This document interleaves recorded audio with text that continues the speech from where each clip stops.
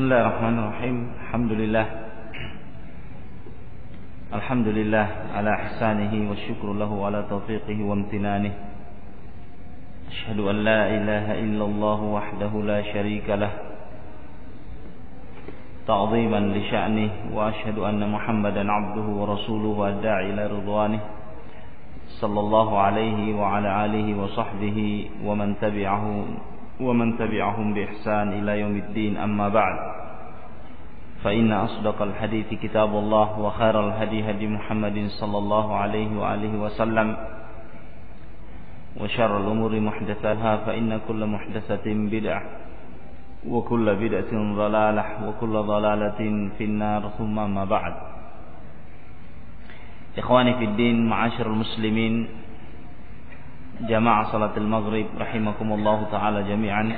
Walhamdulillah, itulah kalimat yang patut dan senantiasa untuk kita perhadapkan di hadapan Allah Subhanahu wa ta'ala, Rabbuna Rabbul Alamin. Karena dengan segala kenikmatannya pada kita sekalian, hingga pada kesempatan yang berbahagia ini, di tempat yang mubarakah ini, di rumah Allah Subhanahu wa ta'ala, kita kembali berkumpul di dalam majelis yang mulia ini, insyaallah, yang merupakan satu kenikmatan dari Allah Subhanahu wa ta'ala, nikmatun azimah, sehingga kepadanya lah kita senantiasa bersyukur dan memuji dengan mengucapkan alhamdulillah wa syukru lahu ala ihsani. Kita memuji kepada Allah Subhanahu wa ta'ala atas segala kebaikan Allah, dan kita bersyukur kepada Allah atas taufik dan anugerah yang Allah Subhanahu wa ta'ala berikan pada kita sekalian. Oleh karena itu, ikhwani fiddin azzakumullah, pada beberapa pertemuan sebelumnya, karena satu dan lain hal, sehingga majelis kita 2 pekan berturut-turut tidak sempat terisi karena ketergangguan kesehatan. Dan alhamdulillah, pada malam yang berbahagia ini Allah Subhanahu wa ta'ala mudahkan untuk kita melanjutkannya. Naam, kita masuk kepada rukun yang berikutnya dari rukun Islam, yaitu as-siyam, di mana sebelumnya kita telah menjelaskan tentang perkara sedekah atau zakat serta dengan athar al-hasanah al-mutarattibah alaihi, yaitu pengaruh bersamaan dengan pengaruh yang baik yang ditimbulkan daripada bersedekah atau berzakat di jalan Allah Subhanahu wa ta'ala.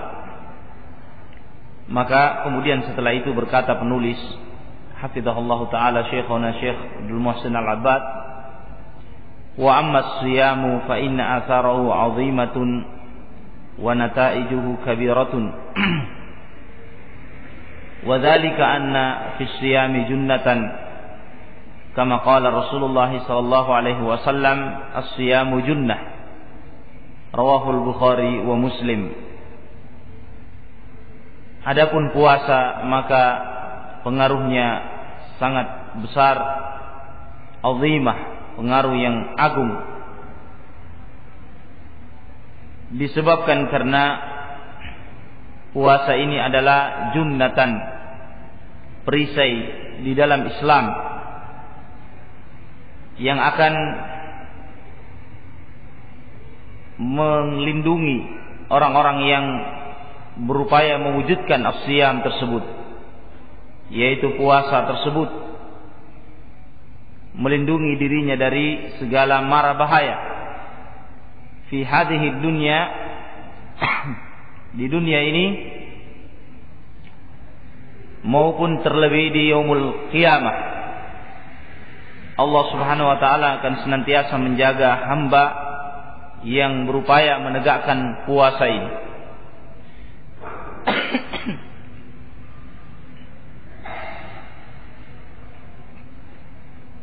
Nah, terkhususkan puasa al-wajibat, puasa yang wajib-wajib maupun puasa yang sunnah-sunnah. Nah, hadis ini adalah yang dimaksud oleh Rasulullah sallallahu alaihi wasallam. Siam di sini adalah siyamus sunnah, an-nawafil. Puasa sunnah. As-siyamu junnatun. Puasa itu adalah perisai. Yang dimaksud oleh Rasulullah alaihi salatu wassalam adalah puasa sunnah, baik yang muakkad ataupun yang ghairu muakkad. Naam, hal tersebut dapat diketahui dari kesempurnaan hadis tersebut, di mana hadis ini diriwayatkan oleh sahabat Mu'adz bin Jabal radhiyallahu taala anhu. Ketika beliau dengan semangatnya alaihi radhiyallahu anhu, demikian pula kebiasaan para sahabat-sahabat Rasulullah yang menunjukkan semangat mereka selalu bertanya kepada beliau alaihi salatu wassalam di dalam perkara agama mereka. Di dalam hadis ini sahabat Mu'adz bertanya kepada Rasulullah alaihi salatu wassalam, "Ya Rasulullah, akhbirni bi'amalin yudkhilni al-jannata wa yuba'idni 'anil nar." Ya Rasulullah, tunjukkanlah kepadaku, beritakan kepadaku satu amalan yang kalau aku melakukan amalan tersebut maka aku masuk ke dalam surga dan terhindar dari api neraka. Kemudian Rasulullah sallallahu alaihi wasallam menyatakan, laqad sa'alta an 'azimin fa innahu yasirun lima yassarahu Allah taala alaihi. Benar-benar sungguh wahai Mu'adz, engkau telah bertanya dengan satu pertanyaan yang agung, yang niscaya benar-benar akan mudah amalan tersebut dilakukan oleh seorang hamba yang memang dikehendaki oleh Allah subhanahu wa ta'ala pada dirinya kemudahan untuk mewujudkan amalan tersebut. Kemudian Rasulullah alaihi salatu wassalam mewasiatkan kepada sahabat Mu'adz dengan menyebutkan rukun Islam yang 5. Kata Rasulullah alaihi salatu wassalam, ta'budullaha wa la tusyriku bihi syai'an. Ini menafsirkan syahadah la ilaha illallah wa anna Muhammadar Rasulullah, yang merupakan rukun Islam yang pertama.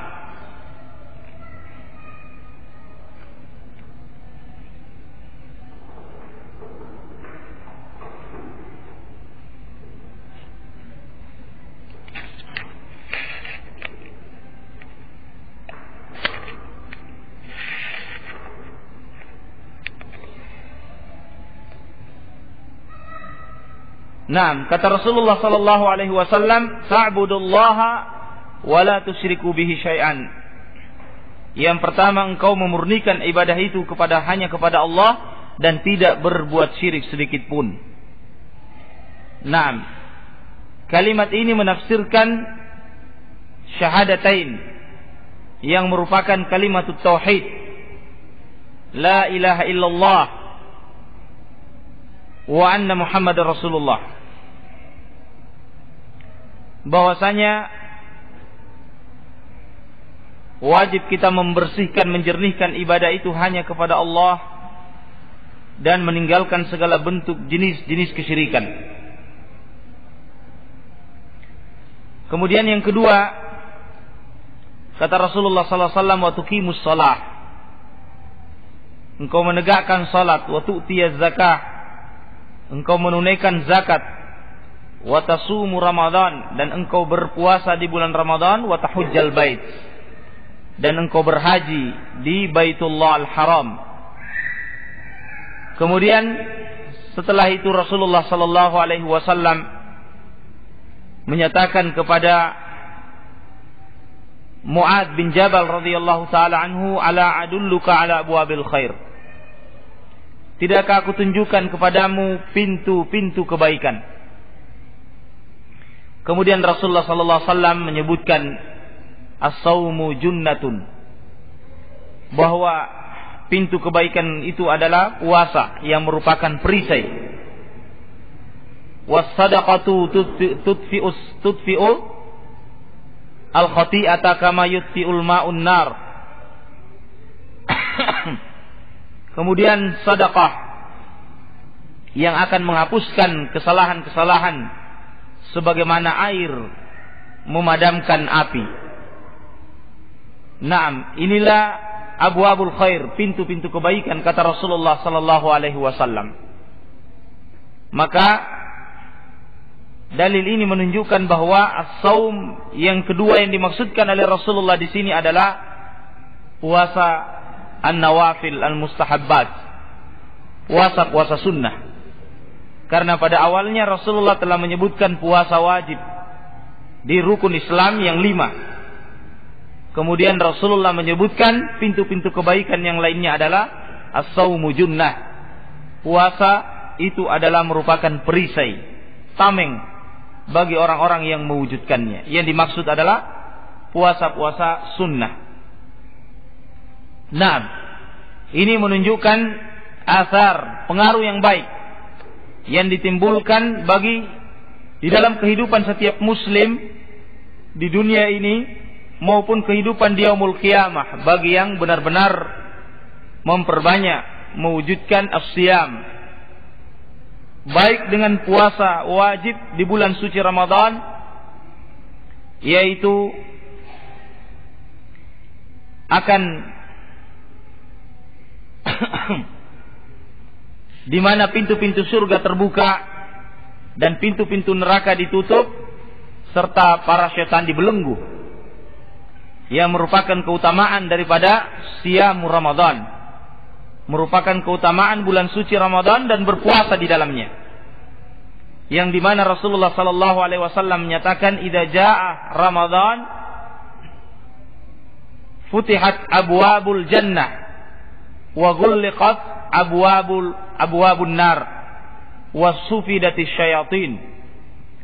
Kalau datang bulan Ramadan, maka pintu-pintu surga akan dibuka, pintu-pintu neraka ditutup oleh Allah Subhanahu wa taala, dan syaitan-syaitan terbelenggu. Naam, ini keutamaan daripada puasa yang wajib di bulan suci Ramadan. Demikian pula puasa-puasa yang sunnah, yang Rasulullah menyatakan adalah junnatun, perisai. Dan hal ini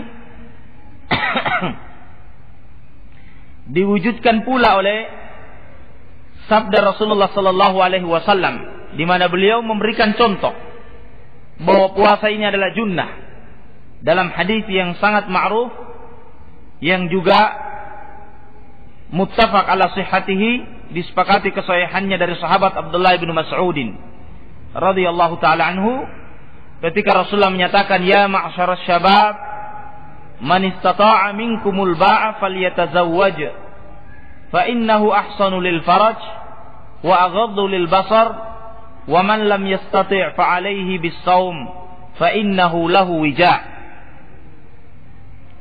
Wahai para pemuda kaum muslimin, barang siapa yang mampu di antara kalian al-ba'ah, melakukan ba'ah, pernikahan. Sebagian ulama al-ba'ah adalah berhubungan suami istri, jima'. Barang siapa yang mampu di antara kalian, hendaklah menikah, falyatazawwaj. Karena yang demikian itu ahsanu lil faraj, lebih menjaga kemaluannya, wa aghaddu lil basar, dan lebih menundukkan pandangannya, wa man lam yastati' fa alaihi bis-shaum. Kemudian Rasulullah sallallahu alaihi wasallam menyatakan, barang siapa yang tidak punya kemampuan untuk menikah, fa alaihi bis-shaum, maka wajib atasnya untuk berpuasa.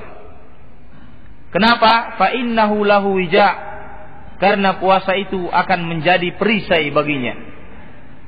Naam, menjadi junnah, sebagaimana yang disebutkan oleh Rasulullah sallallahu alaihi wasallam pada hadis Mu'adz bin Jabal radhiyallahu taala anhu wa anhuma. Naam. Ini menunjukkan bahwa orang yang tidak mampu menikah, baik ketidakmampuannya secara ma'nawiyah, yakni tidak mampu dengan untuk melakukan jima, pergaulan suami istri, atau tidak mampu dalam bentuk harta, naam, dan selainnya, maka dianjurkan orang yang seperti ini untuk berpuasa agar dia terhindar dari jatuhnya ke dalam maksiat, pelanggaran-pelanggaran syariat Allah Subhanahu wa taala. Naam. Maka ini menunjukkan pengaruh yang baik yang ditimbulkan dalam kehidupan setiap muslim di dalam mewujudkan as-siyam, puasa tersebut.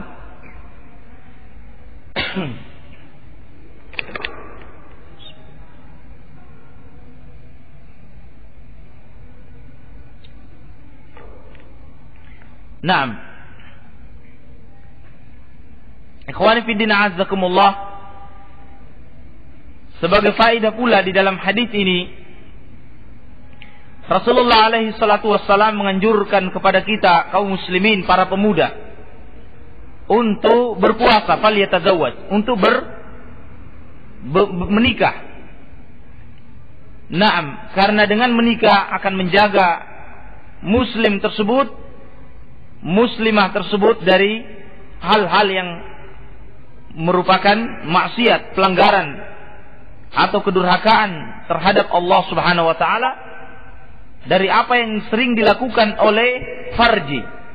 Demikian pula apa yang sering dilakukan oleh al-basar, pandangan-pandangan kita. Naam. Maka dua ini adalah termasuk sumber daripada perbuatan dosa. Maka Rasulullah sallallahu alaihi wasallam memberikan bimbingan kepada kita, yaitu dengan menegakkan pernikahan.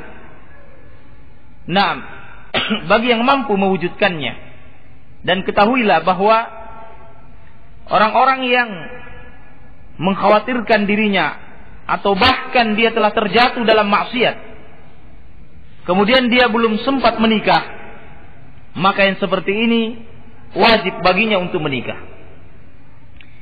Kalau seandainya dia miskin dan tidak mampu, maka berlaku baginya firman Allah Subhanahu wa taala, yughnikumullah.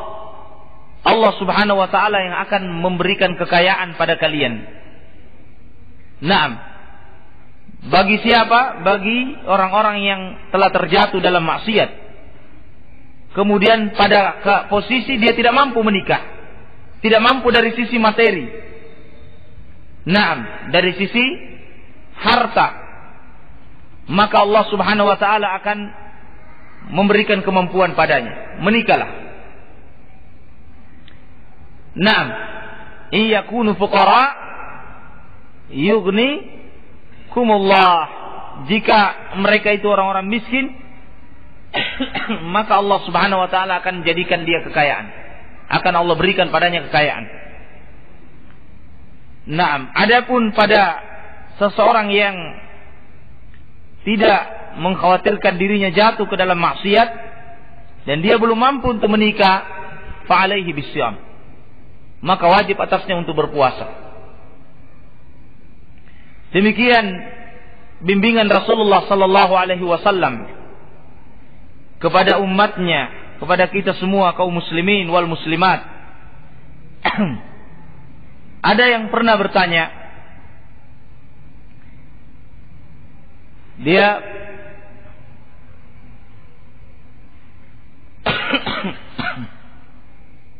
seorang penuntut ilmu, Allahul Musta'an, pernah bertanya bahwa saya tidak mampu menikah, belum mampu dari sisi materi. Tetapi bersamaan dengan itu pula aku tidak mampu berpuasa.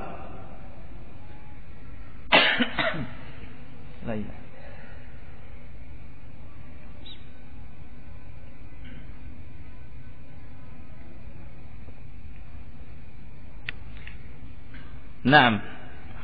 Apakah antum sudah coba? Naam. Beberapa kali saya mencoba, katanya.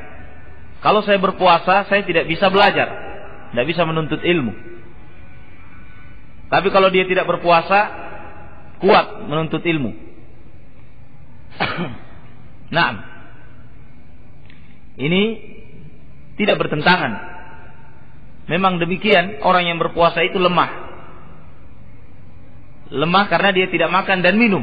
Berbeda dengan orang yang tidak berpuasa, makan dan minum, sehingga dia lebih kuat untuk melakukan proses belajar mengajar. Seperti pula orang yang berjihad, dilarang oleh Rasulullah sallallahu alaihi wasallam untuk berpuasa. Kenapa? Karena orang yang berjihad berpuasa ini tentunya lemah fisiknya. Maka jangan berpuasa pada kondisi dia sedang berjihad. Nah, maka dia bertanya, saya pun tidak mampu berpuasa. Apa jalan keluarnya? Siapa kira-kira yang memberikan solusi orang yang seperti ini? Tidak mampu menikah, tapi tidak mampu juga berpuasa. Nah, apa arahannya terhadap orang yang kondisinya seperti ini?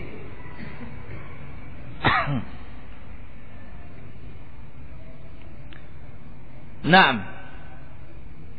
maka kita nasihatkan dengan apa yang kita sebutkan tadi dari ayat Allah Subhanahu wa taala. Atau yang pertama kita katakan bahwa berpuasalah, membiasakan, karena perbuatan yang suatu amalan yang telah terbiasa itu menjadi mudah baginya. Nah, mungkin dia belum terbiasa, baru 1, 2, 3 kali sudah menyerah.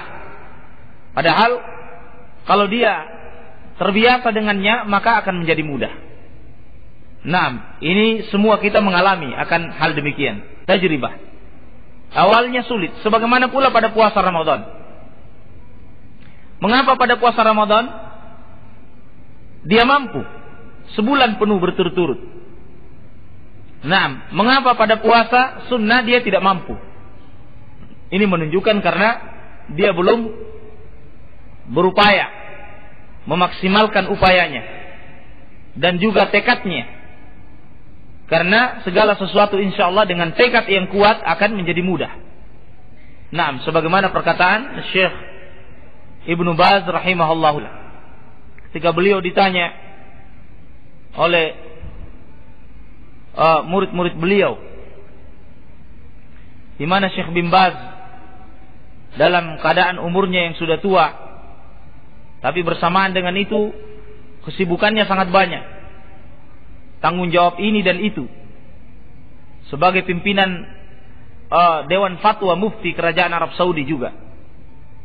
Nah, dan umur beliau yang 80 tahunan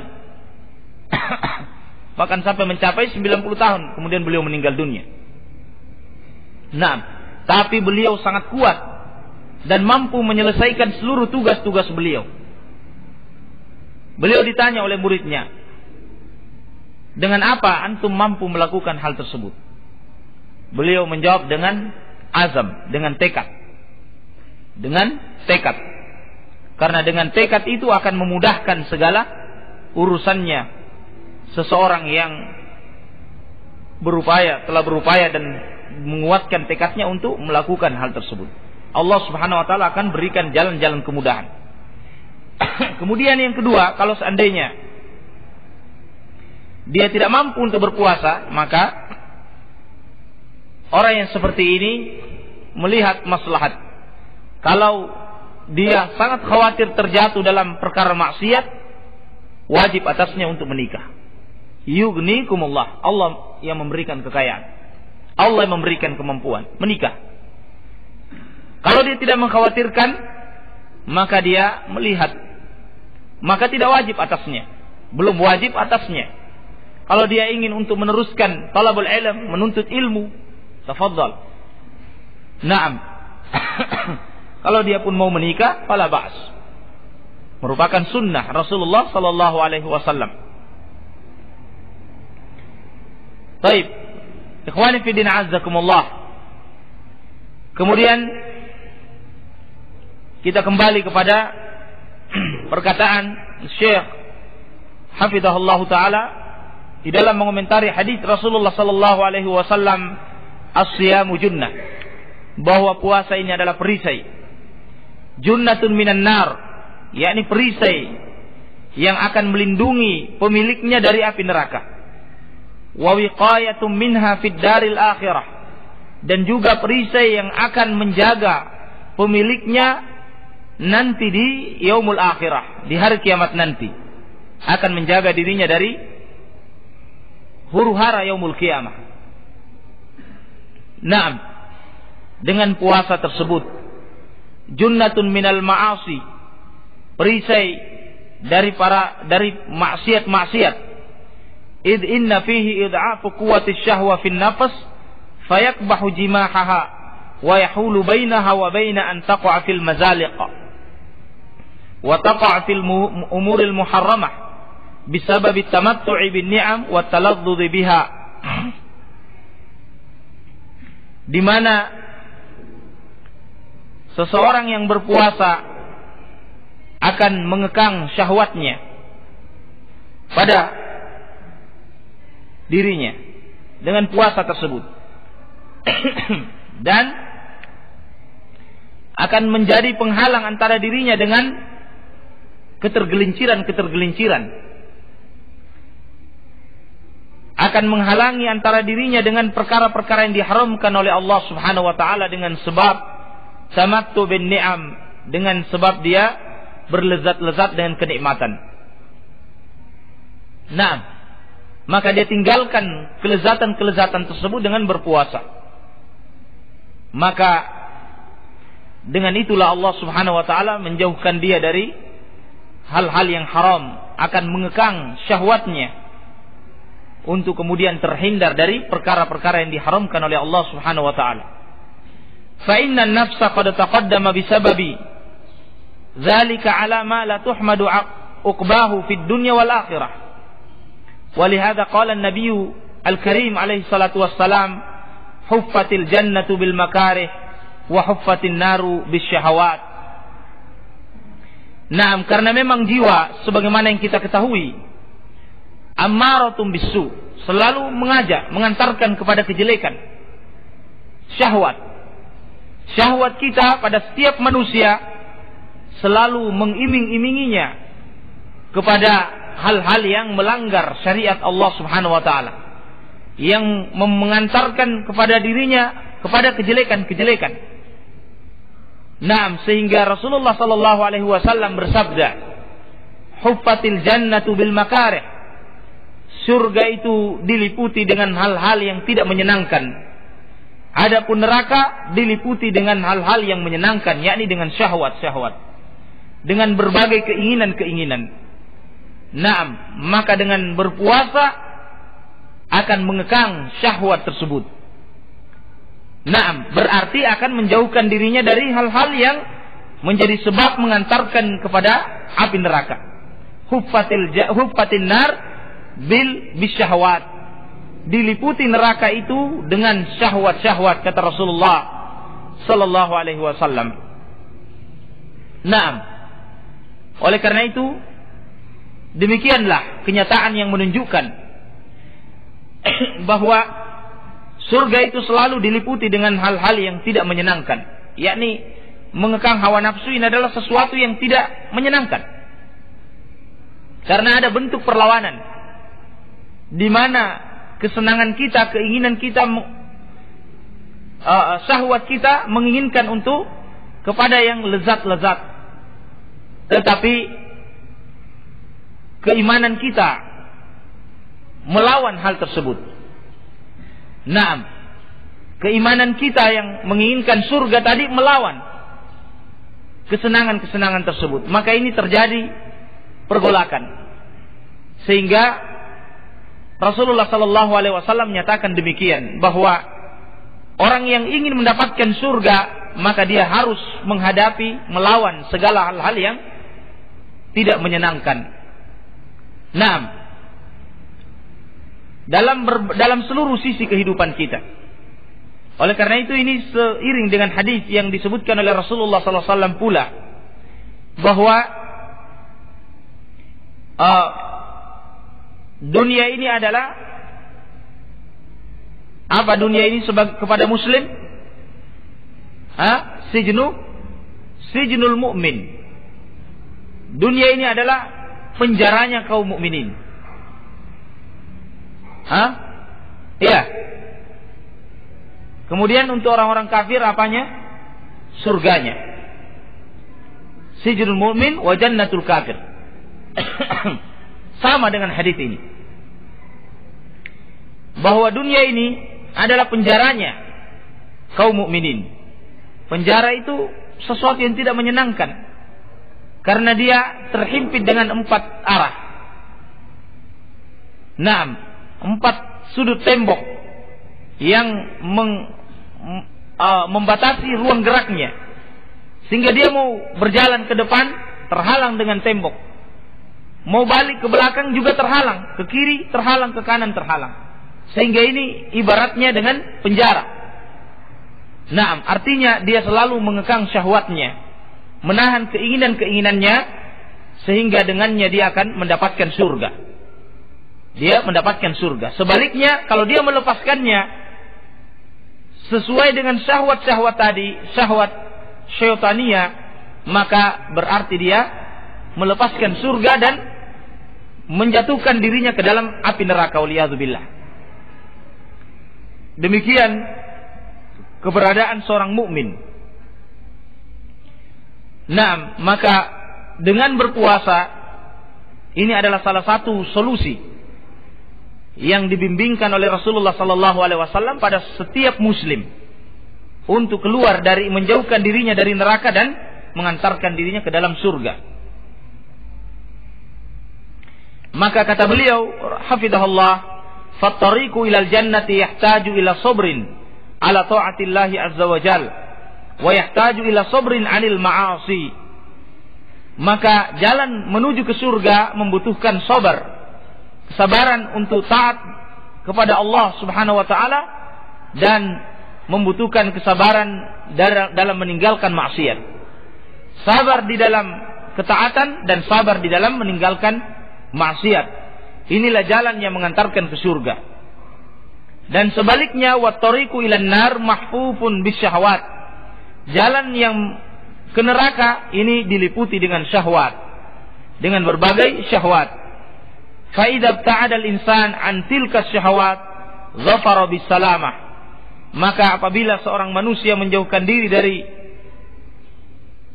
melepaskan syahwat-syahwat tersebut, maka dia akan selamat. Naam, dia akan selamat.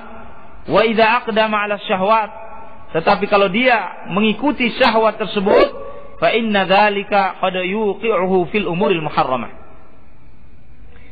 maka akan menjatuhkan dia ke dalam perkara yang diharamkan oleh Allah Subhanahu wa taala, sehingga menjadilah syahwat itu ladzatan ajilatan, kelezatan yang disegerakan, walakin ya'qubuha hasratun wa nadamatun wa khizyun wa 'arun fid dunya wal akhirah. Akan tetapi disusul dengan penyesalan, kerugian, naam, penderitaan fid dunya wal akhirah, di dunia ini terlebih-lebih di yaumul akhirah. kesenangan yang sementara, tetapi berakhir dengan kesengsaraan yang terus-menerus. Nas'alullah as-salamah wal afiyah. Naam. Demikian ikhwani fi din azzakumullah. Kemudian beliau melanjutkan ucapannya, faqad bayyana alaihi salatu wassalam anna al-insana idza kana qadiran 'ala az-zawaj. Setelah itu beliau menyebutkan hadis yang telah kita sebutkan, di mana Rasulullah sallallahu alaihi wasallam memberikan contoh bahwa puasa ini sebagai wija, sebagai perisai, sebagai tameng bagi orang yang mewujudkannya. Naam. Di dalam hadis yang telah kita sebutkan, ya ma'syaras syabab, man istata'a minkumul ba'a falyatazawwaj fa innahu ahsanu lil faraj wa aghaddu lil basar wa man lam yastati fa alaihi bis-shaum fa innahu lahu wija. Maka kata beliau hafizahullah, idza kana qadiran 'ala az-zawaj fa alaihi an yubadira ilaihi liyu'iffa nafsahu. Barang siapa yang mampu untuk berpuasa atau menikah, bersegeralah untuk melakukannya, karena ini akan menjaga kehormatan dirinya dan juga menjaga kehormatan orang lain, yaitu ketika dia melakukan perzinahan berarti dia juga menggugurkan kehormatan orang lain, yaitu wanita. Wa idza kana ghaira qadirin fa innahu yata'atu hadzal ilaj an-nabawi. Kalau dia tidak mampu, maka hendaklah dia mewujudkan pengobatan nabawiyah yang disebutkan oleh Rasulullah sallallahu alaihi wasallam, yaitu berpuasa.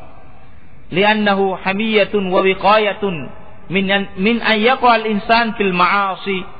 Karena ini akan menjadi tameng penjaga untuk seseorang itu terjatuh dalam maksiat.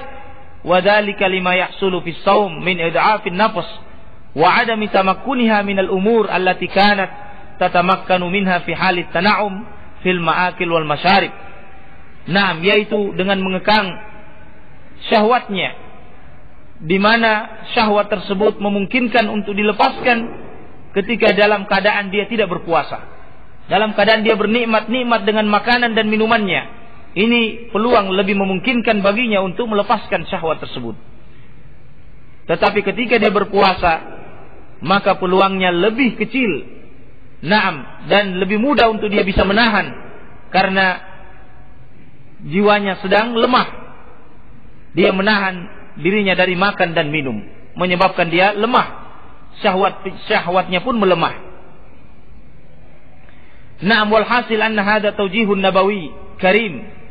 Kesimpulannya bahwa ini adalah bimbingan kenabian dari Rasulullah sallallahu alaihi wasallam.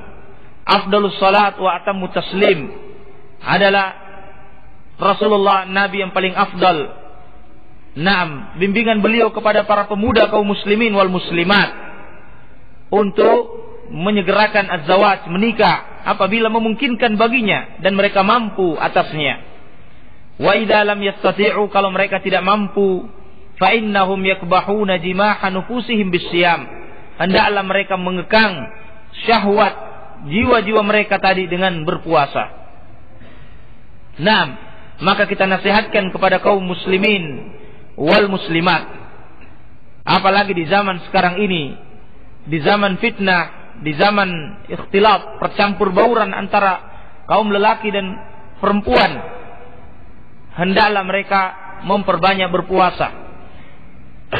Naam, secara khusus puasa-puasa yang wajib maupun menambah dengan puasa-puasa yang sunnah. Naam, puasa yang muakkad, misalnya puasa Arafah. Naam, puasa pada tanggal 9 Zulhijjah, puasa Arafah. Atau puasa Muharram pada tanggal 9-10 Muharram. Naam, atau puasa Al-Bid, yaitu pada tanggal 13, 14, 15 setiap bulan dari bulan Hijriyah, bulan Qamariyah. Naam, atau puasa-puasa sunnah yang lainnya. Seperti puasa sunnah Senin Kemis. Naam, maka kita nasihatkan, kita anjurkan kepada kaum muslimin di zaman sekarang ini, para pemuda, syabab, baik lelaki ataupun perempuan, untuk memperbanyak berpuasa. Naam, agar mengurangi nilai perzinahan, naudzubillah, mengurangi maksiat dari perzinahan atau pacaran dan apa-apa yang mengantarkan kepadanya dari percampur bauran dan lain sebagainya. Maka ini adalah musibah yang menimpa para pemuda kaum muslimin wal muslimat. Demikian pula yang terakhir, ikhwani fiddin azzakumullah, kata penulis hafizahullah, wa fi siyamil aghniya ihsasuhum bi alamil ju'. Juga di antara manfaat yang ditimbulkan dari puasa, yaitu terhadap orang-orang kaya. Orang-orang kaya yang melakukan puasa akan merasakan bagaimana laparnya orang-orang miskin, penderitaannya orang-orang miskin akan dapat dirasakan oleh mereka yang kaya tetapi melakukan puasa, sehingga dengannya fayatadzakkaruna ni'matallahi alaihim, mereka teringat dengan kenikmatan-kenikmatan Allah yang Allah berikan kepada mereka dari kekayaan tersebut. Fayashkuruna Allah azza wa jal, lalu mereka bersyukur kepada Allah subhanahu wa ta'ala dengan kekayaan tersebut.